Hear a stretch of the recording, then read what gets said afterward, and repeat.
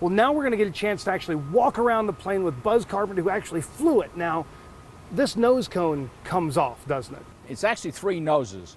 There's a training nose that looks like the nose you see there. The radar nose has a similar external view, and if the optical camera was in, we called it the country's camera because it took a picture 72 miles wide, there was a big glass window that came along the hole from either side of the nose that the camera fit into. Now, 4 bolts held this on? Only 4 bolts held the nose on because the air pressure as you're flying along is keeping the nose very firmly in place, and the 4 bolts is all they required, which made it easier on the ground for them to swap out noses if the mission was changed. Now tell me about the camera that would be on board here. There was a little bit of film in there, right? The camera in the nose, which took that picture 72 miles wide, the film itself was 5 inches wide, 2 miles long.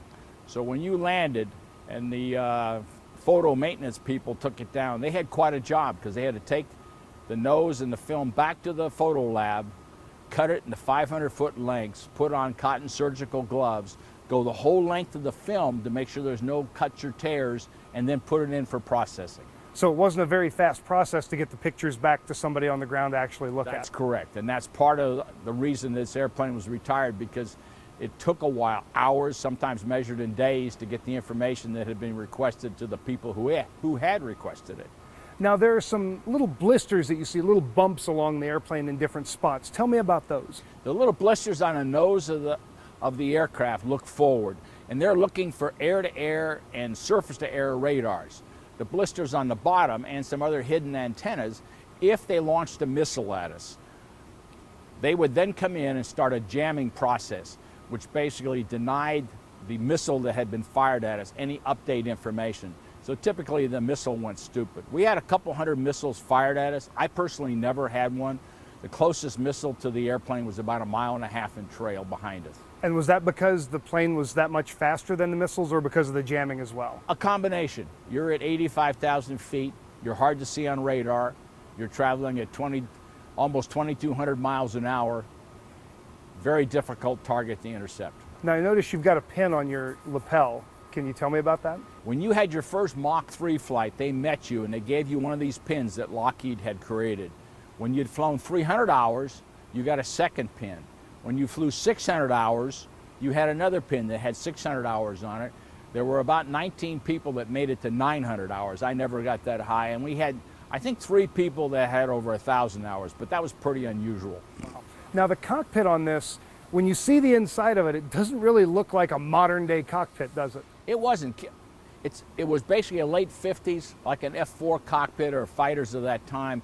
When Kelly Johnson accepted the challenge from President Eisenhower, he had so many technical challenges to fly an airplane at these speeds and deal with the heat that he said, I'm not going to mess with the cockpit if it works. So it's a standard old round dial with a lot of additional switches and gauges to deal with supersonic flight. The windows on here, and actually the whole plane, got a little bit warm as you were flying, right? That's correct. Because flying at 2,100 miles an hour, the skin temperature, the average temperature was over 600 degrees. You couldn't use aluminum, so the airplane is 93% titanium. One of the interesting facts is all the titanium came from Russia. They never knew who they sold it to build 32 of these airplanes. As you look up in the cockpit, the small triangular windows there are about 620 degrees. My side windows are about 580, and it's about 1.5 inch quartz glass, much like your oven glass at home. And that's what was protect the crew members. The navigator's windows were more in the range of about 480 degrees, but they're hot. You can't hold your hand against the window for more than 5 or 10 seconds at most, even in your spacesuit, before it's just too hot to touch. Wow. Now, when this plane took off, it almost immediately had to have a refueling scheduled, right? It did that because of the 12 airplanes we lost. 4 of them, either the primary cause or a significant secondary, was tire failure. So we reduced, instead of taking off with 80,000 pounds of fuel, we took off with 40,000 pounds of fuel. It reduced the wear and tear on the tires. And the second thing, right after liftoff, had we lost an engine, there wasn't enough airflow across the airplane to keep it right. It would roll over on itself and crash, much like the Concorde did at Charles de Gaulle. So to get through that dead zone quicker, we took off with half a fuel load. So how many times would you have to refuel on a normal mission? Normal mission was 2.5 to 4.5 hours, and that'd be 1 or 2 refuelings. My longest was 10 hours and 20 minutes, and that was 5 refuelings.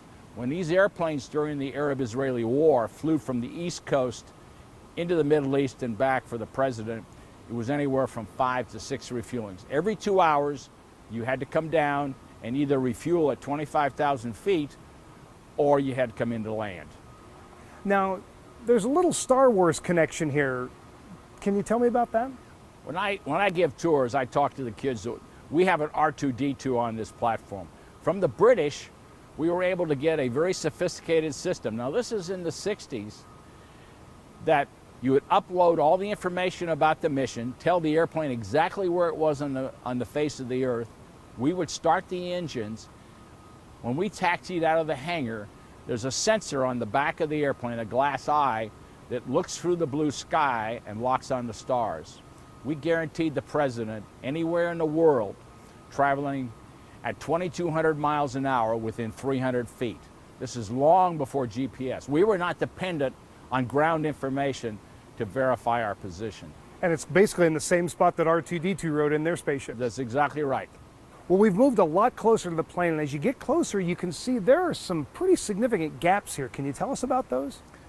Because of the heating on the airplane, an average temperature over 600 degrees, overhead here, this is the most significant gap. The airplane grows 3 to 4 inches in length, and this particular gap here can expand anywhere from 1 to 2 inches to account for the heating that the titanium metal goes through as the airplane goes into cruise. There's a couple other expansion joints on the airplane, but this is the most significant one.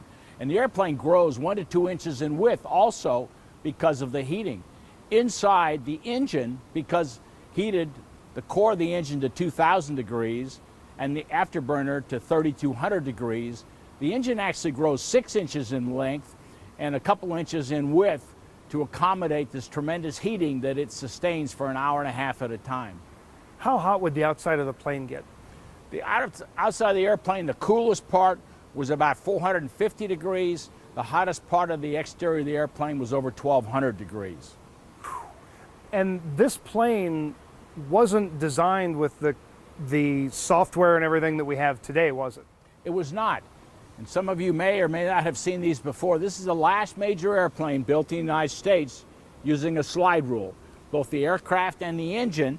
And years later, they went back to look using a computer model, and they found out from the computer model they would have designed the airplane exactly the same way. It's pretty amazing what you could do with a non-battery powered slide rule. Exactly right. That's amazing. Now we've moved back in front of the engine. Can you tell us about the engines on this plane? This was the most difficult job that Kelly Johnson had, and Ben Rich designed the inlet, because no engine, even today, can absorb supersonic air. So at some point you have to adjust the airflow.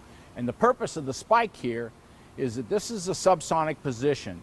When you hit 1.6 Mach, the spike, 1.6 Mach is about 1,000 miles an hour. The spike will start moving aft. It'll double the size of the opening. And in the back of the spike area, it will narrow. And so the air is automatically compressed before it hits the first compressor blade. And the amazing thing about this engine, it's really 3 parts. It's the inlet in the front that, starting at 1.6 Mach, will start translating back and double the size of the opening. And in the back, it'll slow the air down, because no jet engine, even today, can absorb supersonic air. In the center, you have a turbo jet engine, and at the higher speeds, it becomes a turbo ram engine, because it's going to bypass a lot of the air around the engine back into the afterburner, which is the third critical part.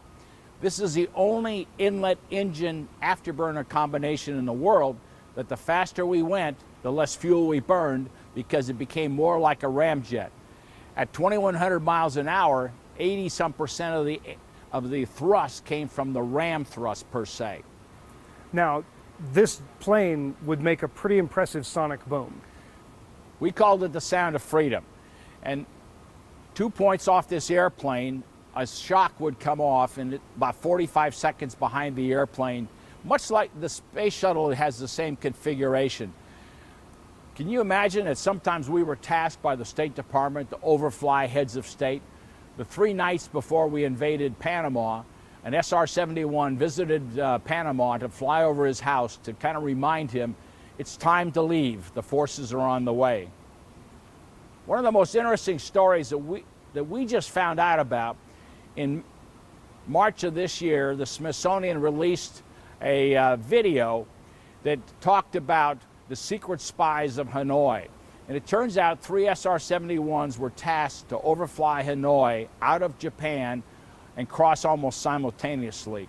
We thought it was just a message to the POWs that help's on the way, we support you. As it turns out, this was a message that had been approved by President Nixon to Admiral Stockdale that said, when you hear the sound of thunder, there are Navy rescue teams off the coast. If you feel you can escape from the prison and make it down the river, there'll be Navy frogmen, SEALs, to meet you and to take you home. And the first we ever knew about it was when the March film was released. That's incredible that it not only did it serve the spy missions, but also as a signaling mission. As a signaling mission. That's cool. Can you tell us about unstarts and sympathetic unstarts? Because this airplane at the high speeds basically was a ramjet, it was absolutely critical that the shock waves stay inside the inlet to reduce the drag and to produce the thrust we required. If you had a disturbance because of air or temperature and the shock came out, what you had was one inlet engine combination was producing 20% thrust, the other was producing 100% thrust momentarily, and the airplane would start a violent slice and could pitch up on you. It could be so violent, and one of the flights during an emergency, my sun visor on my spacesuit was broken when the cockpit hit me. I mean, the airplane was violent. So what they developed was when one inlet would unstart, the other inlet would sympathetically unstart, so both spikes would come forward, and hopefully you'd keep symmetrical thrust. It didn't always work, but that was what had been installed in the airplane to make flying this airplane a lot easier. During my time flying the airplane over 5+ years, I had over 100 unstarts. It was not a particularly, it was a very dramatic event, and you had your full attention to keep the airplane flying straight ahead. Incredible. You can see that we've moved underneath the Blackbird and we're looking at the tires, but these aren't just ordinary tires, are they? They are not. They're 22 ply and they're filled with nitrogen to 415 pounds per square inch. And the reason you don't use air is as you get up in the flight and the tires would heat up, even though they're in a protective cell per se, the oxygen in the air would go into the rubber, so when you came back, all 6 of your main tires, which were critical, would all be flat. We lost 12 of the SR-71s in accidents. 4 of them were because of tire failure was a major, either the primary cause or a major contributor. And these are brand new tires you see here. There's no tread on them. They have little dimples, and tires like this would be good for about 15 landings, and then you'd have to replace them. Now, how fast were you going when you took off? When you took off, you lifted off doing about 240 miles an hour. So these tires were approaching their stress limit at that point. When you landed, you touched down typically doing about 175 to 180 miles an hour. Now, you flew this plane that we're underneath, didn't you? I did. I had over 10 missions in this airplane. I have over 65 hours. It was one of my favorite airplanes because it always flew very well. Well, thank you so much for joining us here with the SR-71 Blackbird. Marty, it's been my pleasure, and I hope that the students find this airplane as fascinating as I found it during the time I flew it.